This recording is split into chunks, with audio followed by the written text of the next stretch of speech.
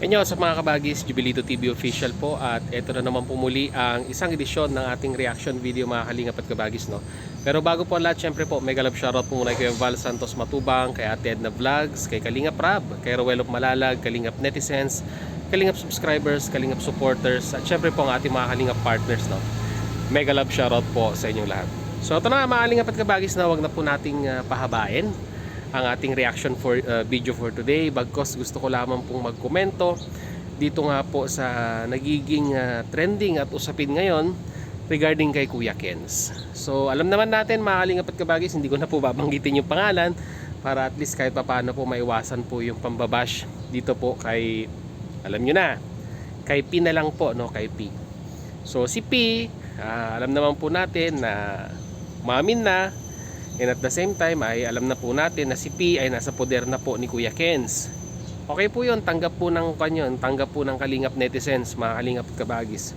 But for me, it is alarming na kung saan mga Kalingap at Kabagis ay parang ito kasing si Kuya Kenz, itong mga nakaraang araw, nung nagsimula po siyang mag-upload ng video na kasama si P, ay talagang masasabi po nating tumaas ang kanyang number of views. At talagang umabot ng more than 100,000 mga kalingap at kabagis, no, views yung unang upload niya, nakasama niya si P. At siguro po nakita niya na medyo mataas ang views at nagpatuloy ito, no, gumawa siya ng pangalawang content na although hindi siya kasama doon, pero ang thumbnail ay si P pa rin yung pinagluto niya. And recently mga kalingap at kabagis, ito pong pangatlong video na kung saan ay clickbait yung kanyang thumbnail. Although tama naman po na pumunta ng hospital kasama siya, kasama si P at saka si Kenz. Pero para sa akin parang clickbait po yun mga kalingap at kabagis, no? At ito na nga, maraming mga netizens ang nagsasabi na itong si P or itong si Kenz ay ginagamit lamang po itong si P para, alam nyo na, tumaas ang kanyang number of views. Kasi aminin man natin o hindi, talagang tumaas ang views ni Kenz pag ang content niya ay si P. Pero pag charity naman po ay mababa, di ba? So siguro po para nakikinita natin dito ay ginagamit niya para medyo yung views niya naman po ay medyo lumaki. Pero ang nakakalungkot po dito, may mga ibang viewers ang napapansin at nagko-comment na parang ang sinasabi po ay ginagamit lamang po, no, itong si P or para lumaki ang kanyang number of views. Although nagpaalam na siya na umalis na siya ng Kalingap, itong si P ay patuloy pa rin po ang pagko-content ni Kenz. Although sabihin man nating wala po tayong karapatan para sabihin wag niyang i-content.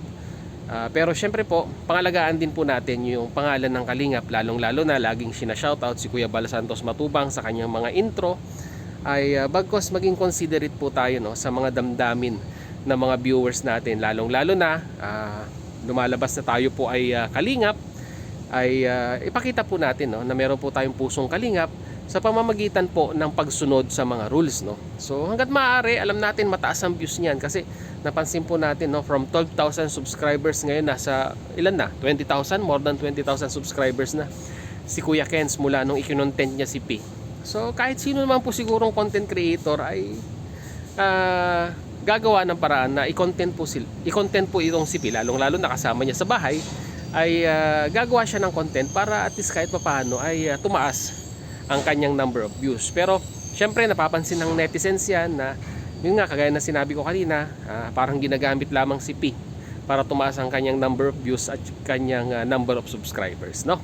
So Kuya Kenz, wag mong kwanto, wag mong masamain yung mga kino-comment ng mga reactor sa iyo, bagkus gawin mong challenge, no?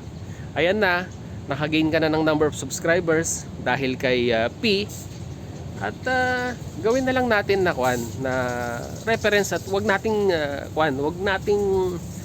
panay-panayin yung pagko-content kasi nagiging obvious na masasabi natin na yun nga, parang ginagamit lang si P para makaganansya ng views dito sa platform na ito. So Kuya Kenz, walang personalan, bagkus komento ka lamang to at personal na opinion regarding nga po sa isyung bumabalot ngayon sa'yo, na kung saan ay ginagamit mo lamang daw itong CP para makapag-gain ng views at ng subscribers. So patunayan mo sa madlang people na nagkamali sila, no? Pagpatuloy mo yung pagcha-charity mo, no? Nung wala naman CP sa poder mo, kahit mababa ang views ay nagcha-charity ka naman. Yung mga content mo charity. So hangga't maaari, maiwasan, huwag gawin, di ba? Payo lang.